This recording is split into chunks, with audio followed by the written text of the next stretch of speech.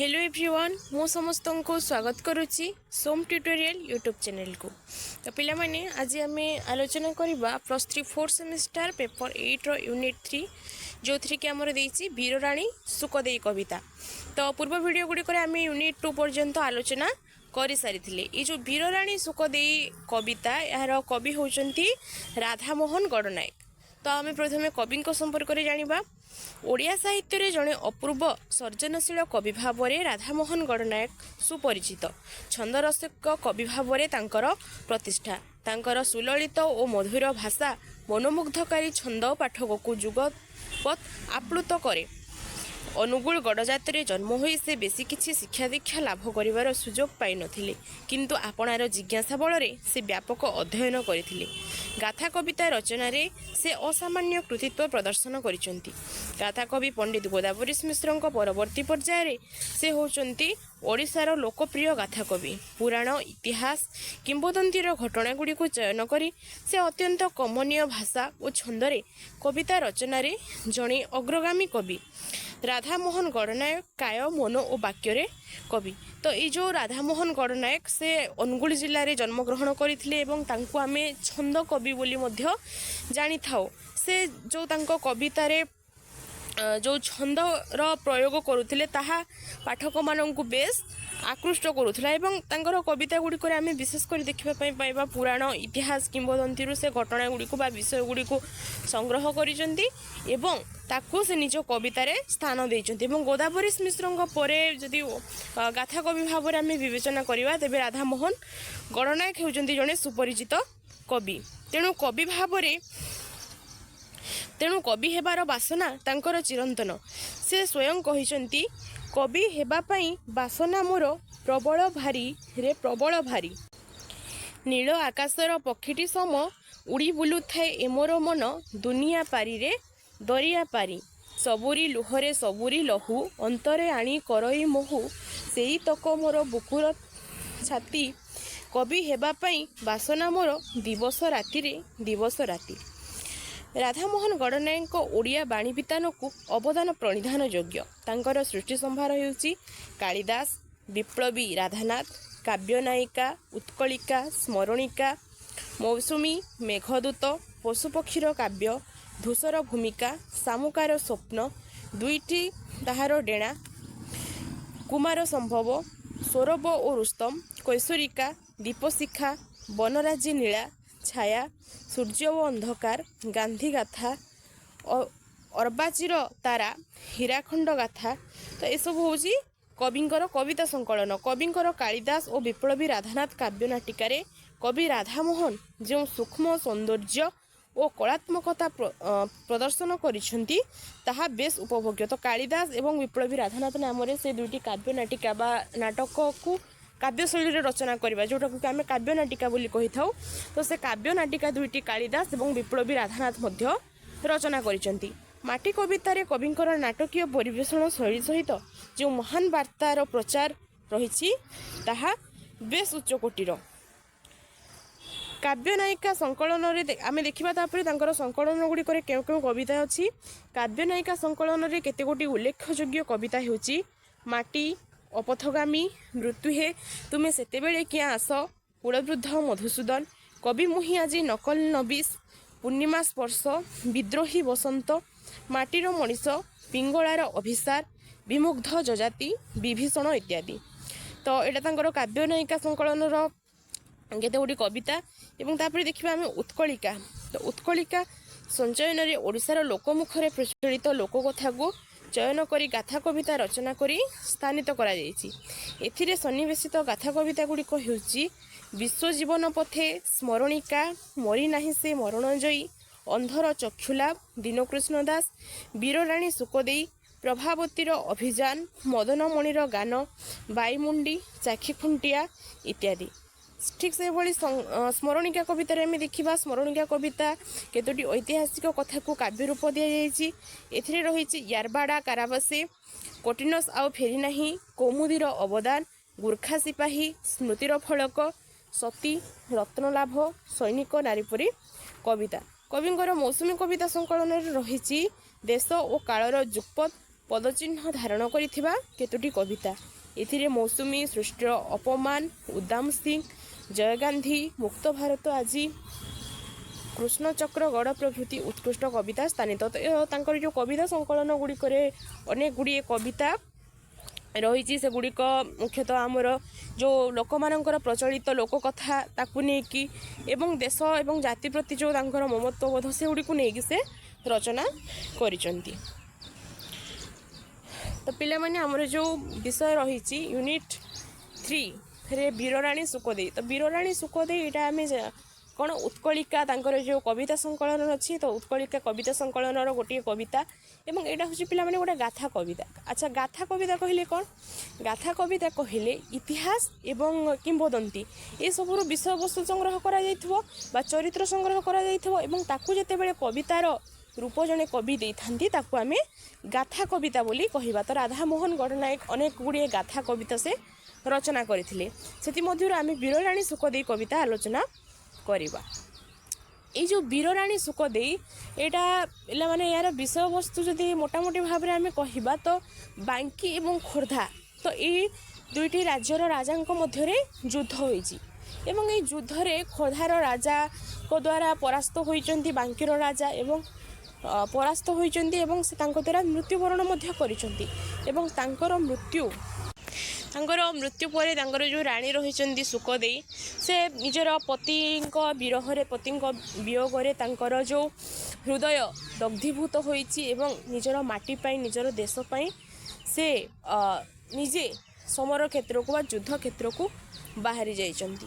तो एवं परवर्ती समय समानक मध्य युद्ध होइछि एवं युद्ध रे खोर्धार राजा निजकू हार मानिचंती तो तांकर सुखदेईंकर विजय होइछि। एटा ही होछि मोटामोटी भाव में ये कवितार भाववस्तु। तो आम आलोचना करिबा बांकी नरे युद्ध बारता पशिला सतेकी वज्रबाण खोरधा राजार खर असीधारे बांकी भूपति तेजिले प्राण। तो बांकी नर मुझे कहूली बांकी एवं खोर्धा राजा मध्य युद्ध होइछि। तो बांकी नगर जितेबले ये जो युद्धर वार्ता चतुर्दिगरे खेली जाइछि सते जेपरि एक वज्र बाण बा बिजुली प्रहार कला भली अनुभव होइछि। खोरधा राजार खर असीधारे बांकी भूपति तेजिले प्राण। तो खोर्धा राजा द्वारा बांकीर राजांकर मृत्यु घटिछि। कल रोल तोली अंतपुरिका कांदी उठिले कातर स्वरे उतला हियार अधीर आवेग उछुड़ाई देले अश्रु जले। तो बांकी राजांकर जितेबले मृत्यु होइछि एवं ये मृत्युर संवाद जितेबले अंतपुर रे आसी पहुँची जाइए तो अंतपुर रे कांद बोबाड़ी रे फाटी पड़ी छाती भीतर आवेग को कहीं अटकाई पारि नाहंती। अश्रुर जल रे सारा राजप्रसाद उछुली पड़ी। मात्र तरुणी राणी सुखदेई दारुण शोकर बारता शुणी पाषाण पराए दंडक लगी होइले तबत होइले तुनी। मात्र जो राजप्रसाद जी राणी रही सुखदेई तो से जिते बड़े ये दुखद वार्ता निजर पतिंकर मृत्यु होइछि दारुण वार्ता से जिते शुणा पाई से कौन कर पथर पलटि जाइछंती मुहूर्त के पाई तांको ए वार्ता तांको जो पतिंकर मृत्युर वार्ता तांको स्तब्ध कर देइछि। मुक्ति तो आज मिलिबो नाही रे कातर आखिर अश्रुधारे दग्ध हियार तृप्ति मिलिबो अराती छातीर रक्त गारे। तो वीरराणी सुखदेई से स्तब्ध हो जाइछंती तांकर पतिंकर मृत्यु एवं से कौन कहउछंती ना अश्रुर धार रे मुक्ति मिलिबो नाही। मुक्ति केउठी मिलिबो शत्रु मानक रक्त गारे अराती छातीर रक्त गारे। तो शत्रु मानकर रक्तर गार रे मुक्ति मिलिबो जेतेबेले शत्रु मानक ठारू रक्तर धार छुटिबो सेतेबेले एही दग्ध हिया बा दग्धीभूत हृदय को तृप्ति मिलिबो बा शांति मिलिबो। युवराजशीर चुंबन करी कहिले रे बाप कांद नाही सज हुआ बेगे योद्धार बेसे सज हुआ बेगे युद्ध पाए। तो तांकर पुत्र जी युवराज थिले निजर पुत्रंक शिर को से चुंबन करिसंती एवं तांको न कांदिबा पई सांत्वना देइचंती एवं ता सहित तांको सज हबा पई कहउचंती कोन पई योद्धार बेसरे युद्ध करी से कोन करिवे शत्रु पक्ष ठारू से माने तांको पितांकर बा सुखदेईंकर पतिंकर मृत्युर प्रतिशोध नेबे। दंडक परे वृद्ध मंत्री साक्षात दे राणीर पासे निवेदिले निज अंतर कथा कातरता भरा सजल भाषे। तो किसी समय परे आसीचंती तांकर वृद्ध मंत्री एवं से राणी सुखदेई को साक्षात निमंते आसीचंती एवं तांको हृदय मध्यरे ରାଜାଙ୍କ ମୃତ୍ୟୁରେ ସେ ଭାଙ୍ଗି ପଡ଼ିଛନ୍ତି ସେ ମନ୍ତ୍ରୀ ଏବଂ ସେ ଅଶ୍ରୁ ସଜଳ ନୟନରେ ସେ ରାଣୀଙ୍କ ପାଖରେ କ'ଣ କରୁଛନ୍ତି, ନିଜର ଅନ୍ତରର କଥା କହୁଛନ୍ତି। ମଣିମା ଆଜି ଏ ଦାରୁଣ ବାରତା ଶୁଣିବା ପାଇଁକି ରହିଛି ପ୍ରାଣ, ବାଙ୍କିର ଆଜି ଗୌରବର ବି ଚିରଦିନ ପାଇଁ ଅସ୍ତମାନ।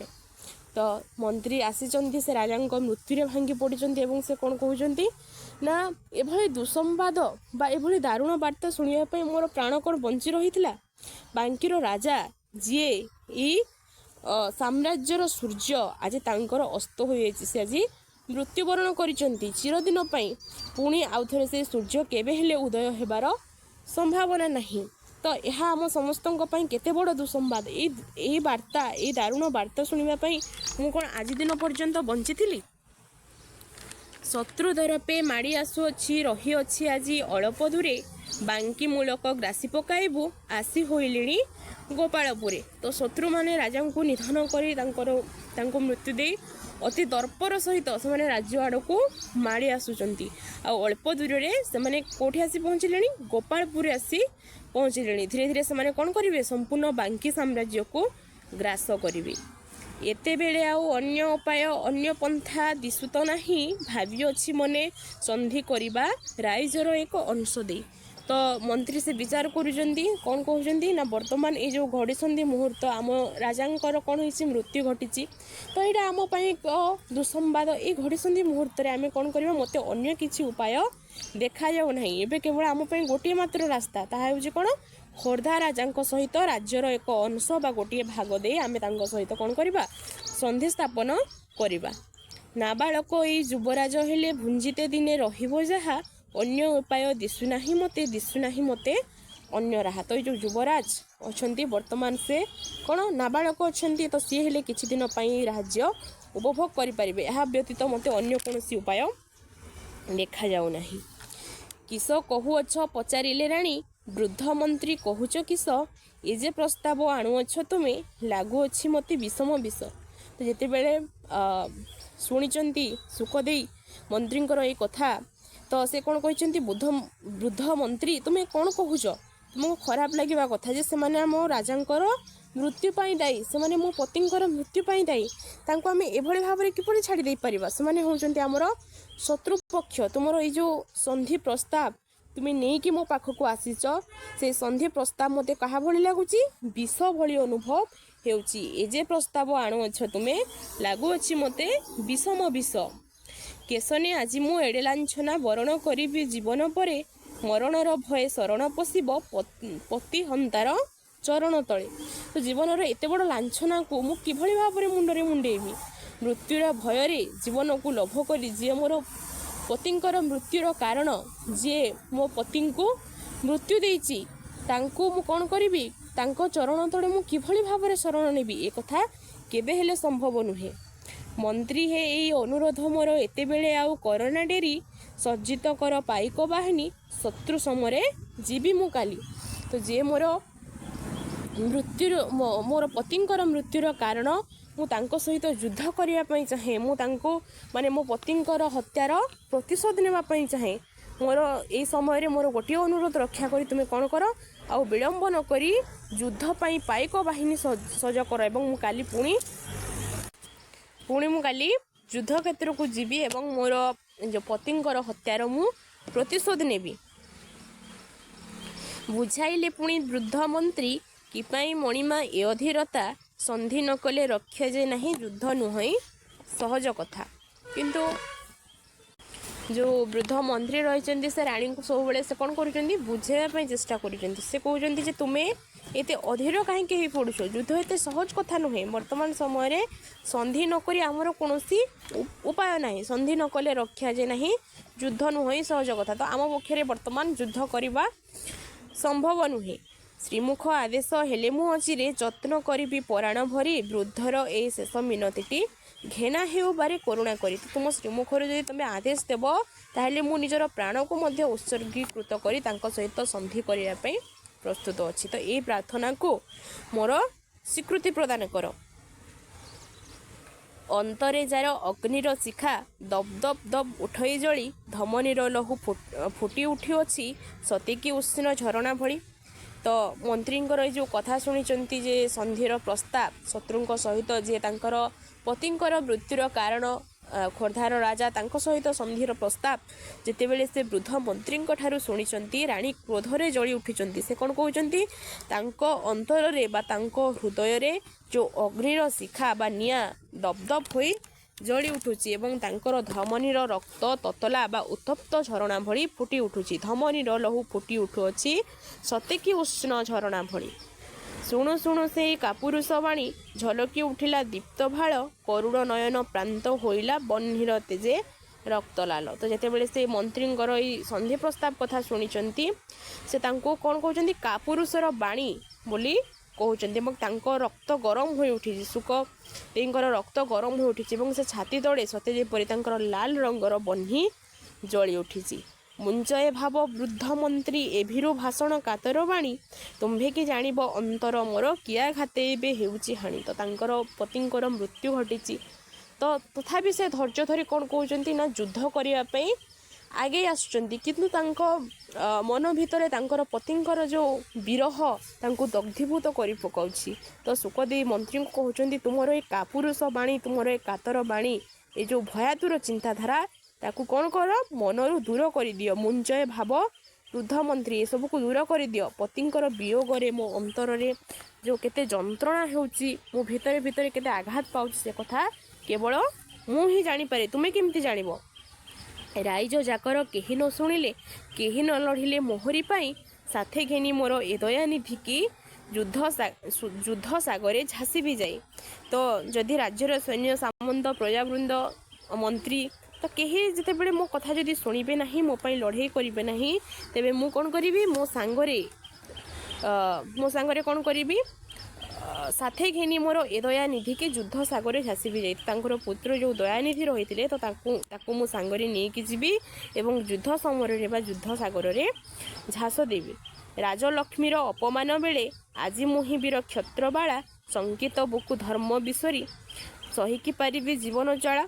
तो सुखदेव कहते मु हूँ क्षत्रिय जातिर नारी क्षत्रिय मानकर स्वभाव हूँ कौन युद्ध करवा तेणु मोर धर्म हूँ युद्ध करवा राजलक्ष्मी बा राज्यर अपमान को मु केबे हेले सह्य करि परिबि नाही मु केबे हेले बरदास्त करि परिबि नाही मोर जीवन को भल पाई मु केबे हेले मो धर्म को भूली जीवी नहीं। तो एथि आमे देखि परिबा सुखदेवकर जो तांकर राज्य प्रति तांकर माटीमा प्रति ममत्व बोध आमे एठारे देखिबा पाई पाइबा एवं से निजर पति मृत्यु बा हत्यार प्रतिशोध नापी और ता सहित जो राज्य को अपमान तो तार प्रतिशोध नापी से कौन कर युद्ध करने आगे जा।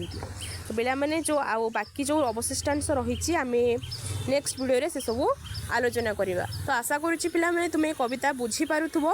तो जदि भल लगी वीडियो ताहले लाइक करो कमेंट करो शेयर करो और सोम ट्यूटोरियल यूट्यूब चैनल को सब्सक्राइब करो। रहुची पिला माने जय जगन्नाथ।